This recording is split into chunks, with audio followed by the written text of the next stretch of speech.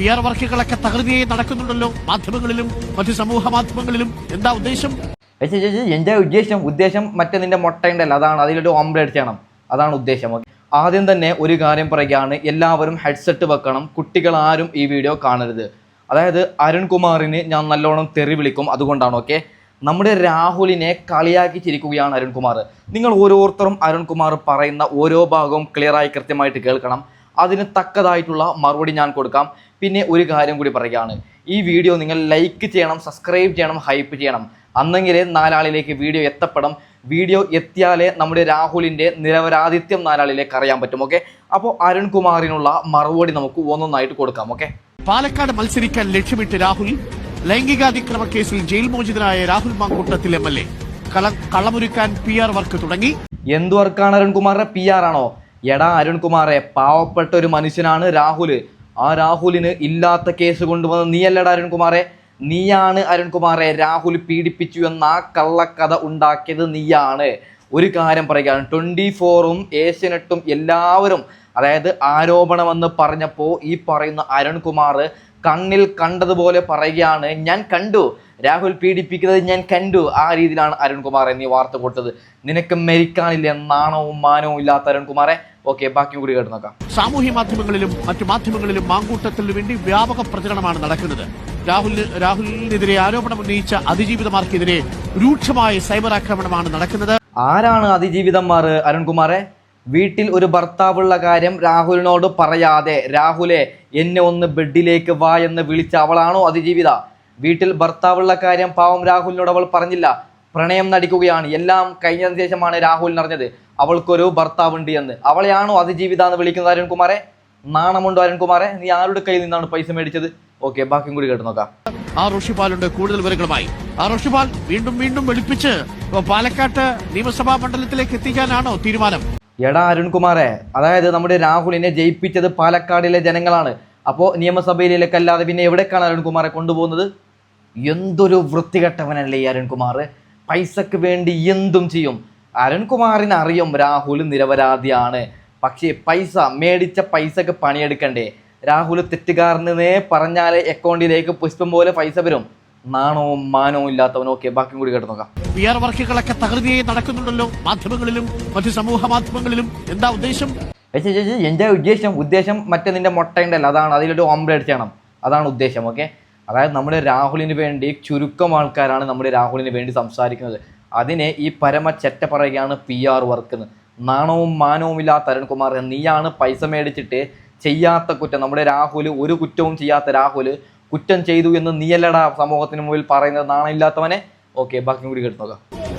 അരുൺകുമാർ, ലൈംഗിക അതിക്രമ കേസിൽ ജയിൽ മോചിതനായതിനു ശേഷമാണ് രാഹുൽ മാങ്കൂട്ടത്തിന് വേണ്ടി വീണ്ടും PR വർക്ക് തുടങ്ങിയത്. നമുക്കറിയാം, നേരത്തെയൊക്കെ ഈ ലൈംഗിക അതിക്രമ ആരോപണങ്ങൾ ഉയർന്ന ഘട്ടത്തിൽ പെൺകുട്ടികൾക്കെതിരെ അസഭ്യവർഷവും ഭീഷണിയും ഒക്കെ ഉണ്ടായ ശബ്ദരേഖകൾ പുറത്തു വന്നപ്പോഴൊക്കെ ആ ഘട്ടത്തിലൊക്കെ വലിയ രീതിയിലുള്ള PR വർക്കുകൾ ഉണ്ടായിരുന്നു. രാഹുൽ മാങ്കൂട്ടത്തിന്റെ വെള്ളപൂശാനുള്ള ശ്രമം ഉണ്ടായിരുന്നു. പക്ഷെ പാർട്ടി പൂർണ്ണമായും രാഹുൽ മാങ്കൂട്ടത്തിനെ തള്ളിയതോടെ അതിനൊരു ഇടവേള വന്നു. റിപ്പോർട്ടറിന്റെ മൊട്ടയെ ഞാൻ വിളിക്കുകയാണ്.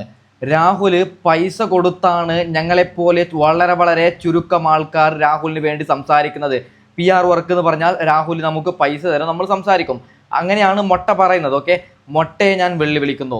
രാഹുല് പൈസ തന്നിട്ടാണ് ഞങ്ങൾ പറയുന്നതെന്ന് നീ തെളിയിക്കും മൊട്ട. അതായത് നീ കോടതി കേസ് കൊടുക്ക്, എന്തെങ്കിലും ഒരു പ്രൂഫ് ഉണ്ടോ മൊട്ട?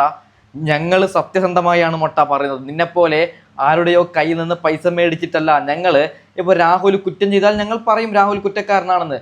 നിലവിൽ ഇത് രാഹുലിനെതിരെ ചുമത്തിയതാണ്. രാഹുലിനെയാണ് അതിജീവിതന്മാർ എന്ന് പറയുന്ന പെൺകുട്ടികൾ രാഹുലിനെയാണ് ചതിച്ചത്. ഇവിടെ രാഹുലിന്റെ ഭാഗമാണ് ശരി, അതാണ് ഞങ്ങൾ പറയുന്നത്. അല്ലാതെ പൈസ മേടിച്ചിട്ടല്ല അരുൺകുമാറെ. നിന്നെപ്പോലെ രാഹുലിനെ ചെയ്യാത്ത കുറ്റത്തിനെ ചെയ്തു എന്ന് പറയുന്നു പറഞ്ഞിട്ട് നീ പൈസ മേടിച്ച് നീ വിചാരിക്കുന്നത് ഞങ്ങളും അങ്ങനെ എന്നാണ്. ഞങ്ങൾ സത്യസന്ധമായിട്ടാണ് മൊട്ട കാര്യം പറയുന്നത്. ഓക്കെ, ബാക്കി കൂടി കേട്ട് നോക്കാം. എല്ലാ സഖാക്കളെ, ഈ ഹാഷ്മി താജ് ഇബ്രാഹിം രാഹുൽ മാങ്കൂട്ടത്തിനെ ഇന്റർവ്യൂ ചെയ്യുന്നതിൽ നിങ്ങൾക്ക് എന്താ ഇത്ര പ്രശ്നം? അദ്ദേഹത്തിന്റെ ജോലിയിൽ ചെയ്യുന്നത്, അദ്ദേഹത്തിന്റെ ഫോട്ടോ വെച്ച് ഇന്നലെ നിങ്ങൾ എന്തെല്ലാം തെറികളാണ്, എന്തെല്ലാം എഴുതി പിടിപ്പിച്ചിട്ടാണ് അദ്ദേഹത്തിന് നിങ്ങൾ ഇന്നലെ അറ്റാക്ക് ചെയ്യുന്നത്.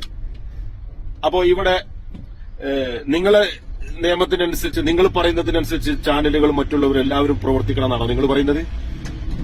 അല്ലെങ്കിൽ നിങ്ങൾ അദ്ദേഹത്തെയും മറ്റുള്ള ചാനലുകളെ വിലക്കെടുത്ത പോലെ അദ്ദേഹത്തെയും നിങ്ങൾ അതിന്റേതായ നിലക്കെടുക്കേണ്ടിയിരുന്നു.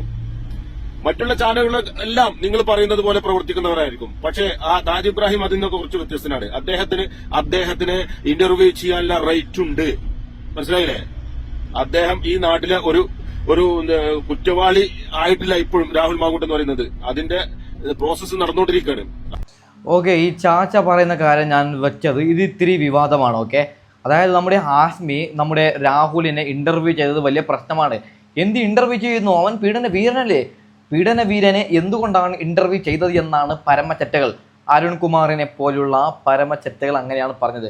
അവരോട് ഒരു കാര്യം പറയുകയാണ്, രാഹുലും മനുഷ്യനല്ലേ, രാഹുലും തെറ്റ് ചെയ്തിട്ടില്ല, അദ്ദേഹത്തിന് ചുമത്തിയത് കള്ളക്കേസാണ്. അപ്പോൾ അദ്ദേഹത്തെ ഒരു ഇന്റർവ്യൂ ചെയ്തപ്പോൾ അദ്ദേഹത്തിൻ്റെ സത്യങ്ങളൊക്കെ അദ്ദേഹത്തിൻ്റെ വായിൽ നിന്ന് വരുന്നു, അത് നാലാളിയിലേക്ക് അറിഞ്ഞു. അതാണ് അരുൺകുമാറിന് കുരുപൊട്ടിയത്. ഓക്കെ, ഹാഷ്മി, നിങ്ങൾ ആ ഒരു ഇന്റർവ്യൂ കണ്ടവരാണെന്ന് നിങ്ങൾക്കറിയാൻ പറ്റും. ഹാഷ്മി ചോദിച്ചത് ഓരോ ചോദ്യവും രാഹുലിന് അനുകൂലമായിട്ടുള്ള ചോദ്യങ്ങളല്ല. രാഹുൽ ഒരു പ്രതിയാണ്, ഒരു പീഡന പ്രതിയാണ്, ആ രീതിയിലാണ് ഹാഷ്മി ചോദ്യം ചോദിച്ചത്. അതിന് നമ്മുടെ രാഹുലിൻ്റെ തക്കതായിട്ടുള്ള മറുപടിയാണ് മക്കളെ ഇവർക്കൊക്കെ പിടിക്കാതെ. ഓക്കെ, ആ ഒരു ഇന്റർവ്യൂ നിങ്ങളൊക്കെ കണ്ടിട്ടുണ്ടാവുമെന്ന് ഞാൻ വിചാരിക്കുന്നു. ആ ഇന്റർവ്യൂ കണ്ട എല്ലാവർക്കും ഒരു കാര്യം മനസ്സിലായി, നമ്മുടെ രാഹുൽ നിരപരാധി എന്ന്. ഒരു പയ്യൻ ഇതിനെതിരെ നല്ലോണം പ്രതികരിച്ചിട്ടുണ്ട്, അത് ഒത്തിരി വിവാദമാണ്. നമുക്കെന്താ ആ പയ്യനെതിരെ കേസ് കൊടുക്കുന്നു അങ്ങനെയൊക്കെ പറയുന്നുണ്ട്. എന്തായാലും ആ പയ്യൻ പറയുന്നത് നമുക്കൊന്ന് കേട്ടു നോക്കാം. ഓക്കെ, അപ്പൊ കൽപ്പണീച്ചളെ എവനിക്ക് ഇതുവരെ നേരം വെളുത്തില്ലെന്ന് തോന്നുന്നു, അതോ ഇനി തണുപ്പ് മാറിയില്ലെന്നാണോ എന്ന് അറിയാമോ? എന്തായാലും പറഞ്ഞു കേട്ടോ. ഞങ്ങളുടെ നാട്ടിലൊരു ചൊല്ലുണ്ട്, ഇതിലും നല്ലത് ചത്തവന്റെ ബാക്കി ഞാൻ പറയുന്നില്ല, അത് ചെയ്യാൻ പോകുന്നതാണ് നല്ലത്. ഉളുപ്പുണ്ടോ? ഉണ്ടാവൂല, പറഞ്ഞിട്ട് കാര്യം.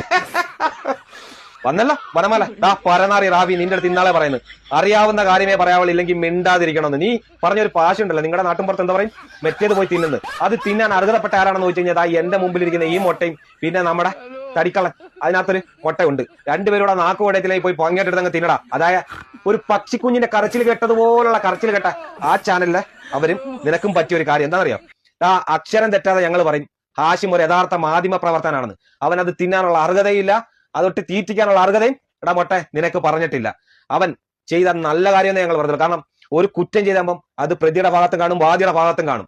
അത് രണ്ടു കൂട്ടരുടെ ഭാഗത്തു നിന്നും ഷൂട്ട് ചെയ്ത് ഈ ജനങ്ങളുടെ മുന്നിൽ കൊണ്ടുവന്ന് കേൾപ്പിക്കേണ്ടത് ആ ഒരു മാധ്യമ പ്രവർത്തകന്റെ ഉത്തരവാദിത്തമാണ്, കടമയാണ്. അത് നല്ല ഭംഗിയായിട്ട് ഹാഷിം ചെയ്തിട്ടുമുണ്ട്. അതുകൊണ്ട് അവനെ അക്ഷരം തെറ്റാതെ നാക്കുൾക്കാതെ പറഞ്ഞോടാ ഒരു യഥാർത്ഥ മാധ്യമ പ്രവർത്തനം എന്ന് പറയുന്നത്. അവൻ അതിജീവിതയും ചെയ്ത് രാഹുൽ മാങ്കൂട്ടം തന്നെയും ചെയ്ത്. പക്ഷെ മറ്റേതോ അതിജീവിതയുടെ പക്ഷിക്കുഞ്ഞ് കരയുന്നത് പോലെ കേട്ടോളൂ, വേറെ ആരും പറയുന്നത് കേട്ടില്ല. അപ്പം ജനങ്ങൾക്ക് ആവശ്യം അതാണ്, അത് അവർക്ക് കേൾക്കാനുള്ള ബാധ്യത അവർക്ക് അവകാശമുണ്ട്. കാരണം ആ രണ്ട് ഭാഗത്തും പറയുന്നത് എന്താണെന്ന് അവർക്ക് മനസ്സിലാവണം. എന്നിട്ട് അവർ അതിന്റെ അടിക്ക് അവർക്ക് കമന്റ് ഇടാനുള്ള അവകാശവും ഈ ജനങ്ങൾക്ക് തന്നെ ഉണ്ട്. അവർക്കറിയാം അന്നേരം എന്താണ് തെറ്റ് ശരി. അല്ലാതെ നീയൊക്കെ കുറെ എണ്ണം ഇങ്ങനെ വന്നു കിടന്നുകൊണ്ട് ചുമ്മാതെ ചിലച്ചോണ്ടൊരു കാര്യമുണ്ടോ? ഇല്ല. അതുകൊണ്ട് നിനക്ക് ഹാഷിമിനെ പറയാനുള്ള അർഹതയില്ല. അവനെ എന്തിനാ പറയണേ? അങ്ങനെയുള്ള ഒരു വാചകം നീ എടുത്ത് ഇറക്കേണ്ട കാര്യം എന്തിനാണ് പറയുന്നത്? അറി നിനക്ക് ഇച്ചിരി ബോധം ഉണ്ടെങ്കിൽ നീ പറയണം അവനെടുത്ത് ഇങ്ങനെ പോയി എടുത്ത് തിന്നാൻ. അതിലെല്ലാം നീ എടുത്ത് തിന്നുന്നതിലൂടെ എന്റെ വാ ചൊറിഞ്ഞു വരുന്നു. ഞാൻ നിന്റെ അടുത്ത് ഇന്നാളെ പറഞ്ഞു ചുമ്മാ ആവശ്യമില്ലാത്ത കാര്യം എടുത്തോണ്ട് ഒന്ന് ചൊറിയരുത്. നിനക്ക് വേറെ എന്തെല്ലാം വിഷയങ്ങളുണ്ട്. അവന്റെ അടുത്ത് വന്നിട്ട് ഇതെടുത്ത് തിന്ന് നീ അങ്ങനെ മറ്റേ ചെയ്യണമെന്ന് പറയാൻ നിനക്ക് എന്താ അധികാരമുള്ളത്? നിനക്ക് നിന്റെ അണ്ണാക്ക് തുറന്നിട്ട് നിന്റെ അണ്ണാക്കിലോട്ടപ്പോൾ ഇത് എല്ലാവരും കുത്തി കയറ്റി തരണ്ട. കാരണം ആ പാർട്ടിയെ പോലും വിലയില്ലാതാക്കി വെറും മോശപ്പേരുണ്ടാക്കി കൊടുക്കുന്ന രീതിയിലല്ലോടാ നീ വന്നിരുന്ന ഈ പറയുന്ന വാക്കുകളും കാര്യങ്ങളും ഒക്കെ. എടാ ഉളുപ്പുണ്ടോടാ അല്പമെങ്കിലും നിനക്ക്? അല്പം ഉളുപ്പും ഉസുറും പുളി നാണോ മാനോ ഉണ്ടെങ്കിൽ ഒന്നിറങ്ങി പോടാ റാബി നിർത്തിയിട്ട് ഇനിയെങ്കിലും.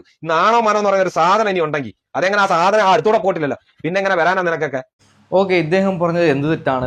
നമ്മുടെ ഹാഷ്മി ഇന്റർവ്യൂ ചെയ്തത് വലിയ പ്രശ്നമെന്നാണ് ഇവറ്റകൾ പറയുന്നത്. ഓക്കെ, നാണവും മാനവും ഇല്ലാത്ത ഈ പയ്യന് വലിയ വിവാദമാണ്. ഈ പയ്യനെ നാറെന്നൊക്കെ വിളിച്ചു. അങ്ങനെ എന്തിനാണ് വിളിച്ചത്? ഞങ്ങൾ കേസ് കൊടുക്കുന്നു എന്നാണ് മറ്റേ അതിജീവിതയുടെ ആൾക്കാർ പറഞ്ഞത്. ഞാനൊന്നും പറയുന്നില്ല, എൻ്റെ ഒരു അഭിപ്രായം കൂടി പറഞ്ഞിട്ട് ഞാൻ വൈൻഡപ്പ് ചെയ്യാം. ഇത് നമ്മുടെ രാഹുലിനെ കൊടുക്കാനായി പ്ലാനിട്ട എൻ്റെ പേഴ്സണൽ അഭിപ്രായത്തിൽ നമ്പർ 1 അരുൺകുമാർ എന്ന മൊട്ട, നമ്പർ 2 റിണി എന്ന വൃത്തികെട്ട ജന്തു, നമ്പർ 3 ഷെഹനാസ് എന്ന വൃത്തികെട്ട ജന്തു. ഇവറ്റകൾ ഒരുമിച്ചിരുന്ന് 4-5 പെൺകുട്ടികൾക്ക് പൈസ കൊടുത്തിട്ട് ഇങ്ങനെ നിങ്ങൾ രാഹുലിന് മെസ്സേജ് അയക്കണം, രാഹുലിൻ്റെ പിന്നിൽ നടക്കണം, രാഹുലിന് നിങ്ങൾ അതായത് ഫ്ലാറ്റ് ബുക്ക് ചെയ്ത് രാത്രി 12 മണിക്ക് ഫ്ലാറ്റ് ബുക്ക് ചെയ്ത് രാഹുലിനെ ഫ്ലാറ്റിലേക്ക് വിളിക്കണം, അതിനുശേഷം ശാരീരികമായി ബന്ധപ്പെട്ടതും എല്ലാം കഴിഞ്ഞതിന് ശേഷം പീഡനത്തിന് കേസ് കൊടുക്കണമെന്ന് ഇവർ എഴുതിയ സ്ക്രിപ്റ്റാണെന്നാണ് ഞാൻ പേഴ്സണലി എൻ്റെ പേഴ്സണൽ അഭിപ്രായത്തിൽ എൻ്റെ തോന്നലിൽ എനിക്ക് മനസ്സിലാവുന്നത്. ഓക്കെ, അത് വളരെ വളരെ തെറ്റാണ്. റിനി മരിക്കാനില്ലേ? റിനിയോടൊരു കാര്യം പറയുകയാണ്. റിനി ഉമ്മൻചാണ്ടി സാറിനെ ചതിച്ച സരിതയുടെ കുറച്ച് ഭാഗം റിനി ഒന്ന് കേൾക്കണം. ഓക്കെ, എന്തായാലും റിനി ആ ഒരു ഭാഗം കേൾക്കണം തന്നെ. അതായത് റിനി കേൾക്കണം. റിനി അത് കേട്ടിട്ട് അതിനുശേഷം എന്താണ് സരിതയുടെ നിലവിലെ അവസ്ഥ അതും കൂടി റിനി ഒന്ന് പഠിക്കണം. ഓക്കെ, സരിത രോഗം കൊണ്ട് മല്ലടിക്കുകയാണ്. നിങ്ങൾക്ക് എല്ലാവർക്കും അറിയാം. അതായത് എത്ര മരുന്നല്ല എന്ത് കുടിച്ചിട്ടും അത്രയും ഒരു വലിയൊരു രോഗമാണ് സരിതയെ വേട്ടയാടിയത്. അതായത് സരിതയെ കളിയാക്കുന്നതല്ല, സരിതയുടെ രോഗം എത്രയും പെട്ടെന്ന് അസുഖമാവട്ടെ, അങ്ങനെ ഒരു രോഗം ആർക്കും വരാതിരിക്കട്ടെ, അങ്ങനെയാണ് ഞാൻ പേഴ്സണലി മനസ്സിലാക്കുന്നത്. അതായത് ഞാൻ റിനിയോട് പറയുകയാണ്, ആരാണ് സരിത? ഉമ്മൻചാണ്ടി സാറിനെ ഇഞ്ചിഞ്ചായി ദ്രോഹിച്ചവളാണ് ഈ പറയുന്ന സരിത. അവളുടെ അവസ്ഥ നിലവിൽ എന്താണ്? ആ അവസ്ഥ റിനിക്ക് വരാതിരിക്കാൻ വേണ്ടി റിനിയോട് ഒരു കാര്യം പറയുകയാണ്. നിലവിൽ സ്റ്റാർട്ടിംഗ് ആണ്, എല്ലാം നീ ചെയ്തതെന്ന് എല്ലാവർക്കും അറിഞ്ഞു. അപ്പോൾ നീ ഒന്ന് രാഹുലിനോട് മാപ്പ്, അതായത് രാഹുലെ എന്നോട് പറ്റിപ്പോയിടാ, എന്നോടൊന്ന് പൊറുക്കൂ എന്ന് മാപ്പ് ചോദിച്ച് നീ മിണ്ടാണ്ടിരുന്നോ റിനിയെ? പിന്നെ ഈ വിഷയം ഒന്ന് ക്ലോസ് ചെയ്യും. ഞാനൊരു കാര്യം പറയുകയാണ്, നമ്മുടെ രാഹുലിനെതിരെ വന്ന മൂന്നാമതൊരു കേസ് വന്നപ്പോൾ റിനി പറയുകയാണ്, അങ്ങനെ ഒരു പെണ്ണിനെ എനിക്കറിയത്തേ ഇല്ല. പിന്നീട് നമ്മുടെ രാഹുലിന് ജാമ്യം കിട്ടിയ സമയത്ത് ഇതേ റിനി ഒരു സ്ക്രീൻഷോട്ടും കൂടി വരികയാണ്. മൂന്നാമത്തെ അതിജീവിതയും റിനിയും നിരന്തരം മെസ്സേജ് അയച്ച ഒരു സ്ക്രീൻഷോട്ട്. അപ്പോൾ എന്തിനാണ് റിനി ആദ്യം അവളെ അറിയില്ല എന്ന് കളവ് പറഞ്ഞത്? അപ്പോൾ റിനിയും കൂട്ടരും ഗൂഢാലോചന നടത്തിയിട്ട് നമ്മുടെ രാഹുലിനെ കുടുക്കിയതെന്ന് ഉറപ്പല്ലേ? എനിക്ക് പേഴ്സണലി ഉറപ്പാണ് 100% റിനിയും അരുൺകുമാറിന്റെ സ്ക്രിപ്റ്റിന്റെ ഭാഗമായിട്ട് വരുന്ന അതിജീവിതം മാണിവറ്റകൾ. അപ്പോൾ നമ്മുടെ രാഹുലിന് നീതി കിട്ടട്ടെ എന്ന് പറഞ്ഞുകൊണ്ട് ഞാൻ വൈൻഡപ്പ് ചെയ്യുകയാണ്. Okay, by.